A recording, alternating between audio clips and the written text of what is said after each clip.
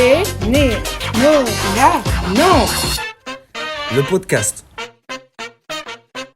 Bonjour à toutes et tous, bienvenue dans ce nouveau podcast de Bénénova Nantes. Aujourd'hui, on va commencer par un sujet d'actualité. Évidemment, on a tous été touchés par la guerre en Ukraine et l'impact sur les populations. Si vous voulez agir concrètement, on a réuni les informations des actions possibles sur Nantes et vous pouvez les trouver sur notre page Facebook et on mettra à jour les éléments qu'on pourra collecter. Notamment l'association Trisub fait une grande collecte de matériel médical, médicaments et autres objets utiles comme des lampes torches, duvet et tout ça. En ce moment, ils sont à la recherche de nombreux cartons et vous pouvez apporter vos dons sur l'île de Nantes en face de la Maison de l'Europe. Sur leur page Facebook, vous pourrez aussi trouver d'autres lieux de collecte dans Nantes et notamment chez nous puisqu'on met en place un grand carton au bureau de l'asso pour les voisins, les voisines et tous les bénévoles qui voudront déposer des dons que nous irons déposer à Trisub. Vous pouvez également faire des dons financiers à des associations humanitaires qui organisent des distributions, rapatriement, accompagnement de familles réfugiées, par exemple la Croix-Rouge, Médecins du Monde et d'autres. Et il y a une Nantaise qui a créé en quelques jours une plateforme qui recense toutes les initiatives nationales, dont Bénévolat Collecte. L'adresse c'est oui-ukraine.fr. Évidemment, on est très attentif aux besoins de nos partenaires ou d'autres associations et on n'hésitera pas à répondre s'il y a des besoins spécifiques sur lesquels on pourra venir en soutien. Si vous entendez parler de certaines actions ou besoins, n'hésitez pas à nous en parler. Nous pourrons soit monter une action, soit relayer l'information à nos bénévoles. Aujourd'hui, on va parler de bénévolat vedette, des actions de bricolage avec les boîtes à livres, du départ de Lucille et puis un petit chiffre de la semaine sur les services civiques. Chères auditrices, chers auditeurs, par le passé, vous avez peut-être participé à des rencontres ou des apéros entre bénévoles. Mais le Covid, le confinement et toutes les règles sanitaires qui ont suivi sont passées par là et ont rendu les retrouvailles bien compliquées. Mais les temps conviviaux avec les bénévoles sont revenus sous le nom de Bénévoles la vedette. Nous, la génération 2021-2022 de service civique, autoproclamés 4 mousquetaires, avons repris le flambeau et organisé déjà 3 rencontres au rythme de 1 par mois. En décembre, nous nous sommes retrouvés à l'autre marché pour parler avec les commerçants locaux et échanger un chocolat chaud dans le froid. En janvier, nous avons fait une balade dans les rues de Nantes, ou plutôt un rallye photo, où chaque équipe, menée par une liste d'énigmes, devait les déchiffrer et se photographier devant le site emblématique. En février, nous avons fait un après-midi jeu de société, où nous sommes battus au-dessus de plateaux et avons tout de même partagé un goûter convivial. La suivante, celle de mars, sera sur le thème de la musique. Les blind tests, les bonnes playlists, les bénévoles heureux et heureuses seront évidemment au rendez-vous. Donc, le projet des boîtes à livres est né de la demande d'une habitante, Alexandrine, qui avait déjà installé une boîte à livres dans son immeuble. Et du coup, c'est les services civiques de la session précédente, en l'occurrence Antoine et Anaïs, qui avaient organisé des rencontres entre différents habitants, dont Ludovic, qui était très investi au point d'en installer une dans sa rue et d'avoir la visite de Nantes Métropole et de différents élus. L'objectif d'une part, c'est d'installer les boîtes à livres dans les immeubles et d'autre part en extérieur sur l'espace public. Et la finalité de ce projet, c'est de créer du lien et de valoriser la lecture dans le quartier. Il y a plusieurs initiatives sur Nantes Nord qui se déroulent actuellement et il y a un souhait de l'équipe de quartier de mutualiser ses efforts. Et tout de suite, Mathieu va vous parler plus précisément des ateliers de bricolage. Merci Johan.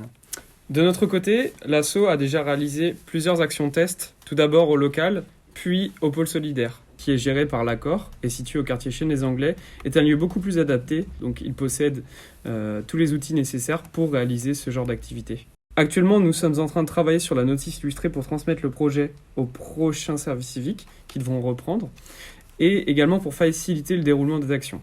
Ce que nous devons faire par la suite, c'est installer la boîte à livres en construction dans une cage d'escalier afin de voir si les dimensions sont les bonnes. Dans un dernier temps, nous souhaitons entrer en contact avec les habitants et l'escale afin de développer l'idée.